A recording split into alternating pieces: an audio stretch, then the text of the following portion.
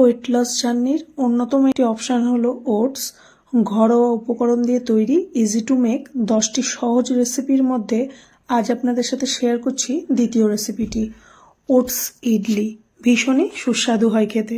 তো সবার প্রথমে এখানে মিক্সিং জার নিয়ে নিচ্ছি, তার মধ্যে অ্যাড করে দিলাম হাফ কাপ সুজি আর অ্যাড করব হাফ কাপ ওটস।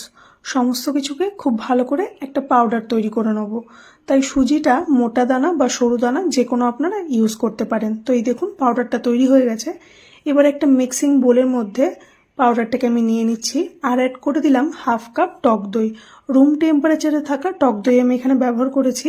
আর খুব সামান্য 2 টেবিল চামচ জল অ্যাড করে দিচ্ছি। যদি জল লাগে খুব সামান্য করে অ্যাড করবেন, ব্যাটারটা একটু থিক ব্যাটার হবে। খুব ভালো করে মিক্স করে নিয়ে 15 মিনিটের জন্য রেস্টে রেখে দেবো। রেস্টে রাখাটা কিন্তু খুবই ইম্পর্টেন্ট।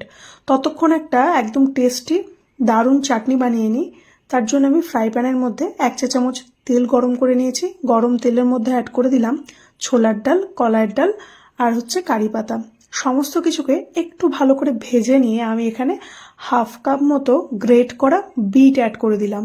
হ্যাঁ, আজকে বিটের চাটনি তৈরি করছি। এভাবে একবার চাটনিটা বানিয়ে দেখবেন, অসাধারণ স্বাদের খেতে হয়। খুব সামান্য লবণ আর কাঁচা লঙ্কা দিয়ে ভালো মতো নাড়াচাড়া করে নেবো 4 থেকে 5 মিনিট মতো। তো এই পর্যায়ে দেখুন ভালো মতো এটা ভাজা হয়ে গেছে। একটু ঠান্ডা করে নেবো রুম টেম্পারেচারে আসা অবধি। তারপর একটা মিক্সিং জারের মধ্যে সমস্ত কিছু অ্যাড করে দিচ্ছি আর অ্যাড করব 2 টেবিল চামচ মতো রোস্টেড বাদাম। তারপর এখানে অ্যাড করে দিচ্ছি 1/4 কাপ টক দই আর পরিমাণ মতো জল। সমস্ত কিছুকেই খুব ভালো করে ব্লেন্ড করে নিলেই বিটরুটের একটা টেস্টি চাটনি কিন্তু তৈরি হয়ে যাবে। ইডলি, ধোসা কিংবা রুটি পরোটার সাথে ওই চাটনিটা ট্রাই করা যেতে পারে। এবারে আরও একটু বেটার লাগানোর জন্য আমি এখানে 1 চা চামচ তেলের মধ্যে সর্ষে আর কারি পাতা ফোড়ন দিয়ে একটু ভেজে নিয়ে চাটনির মধ্যে অ্যাড করে দেবো। ভীষণ টেস্টি আর একটা ইয়াম্মি চাটনি তৈরি হয়ে যাবে। এবারে ইডলি তৈরি করার জন্য আমি এখানে ইডলি মোল্ড নিয়ে নিয়েছি। খুব সামান্য তেল ব্রাশ করে নিচ্ছি। আপনারা চাইলে ঘিও ব্রাশ করে নিতে পারেন। এবারে ব্যাটারটা চেক করে নিই। ব্যাটারটা খুব ভালো মতো সেট হয়ে গেছে। পরিমাণ মতো লবণ, হাফ চা চামচ বেকিং সোডা অ্যাড করে দিচ্ছি। তারপর খুব সামান্য জল দিয়ে ভালো করে মিক্স করে নিলেই কিন্তু ব্যাটারটা রেডি। এবারে কিছু কথা বলে নিই। হাতের কাছে যদি বেকিং সোডা না থাকে তাহলে ইনো ফ্রুট সল্টটাকে ব্যবহার করা যেতে পারে। আর যদি কারোর কাছে এরকম ইডলি মোল্ড না থাকে তাহলে বাড়িতে থাকা ছোট ছোট স্টিলের বাটির মধ্যেও কিন্তু ইডলিটাকে স্টিম করা যায়।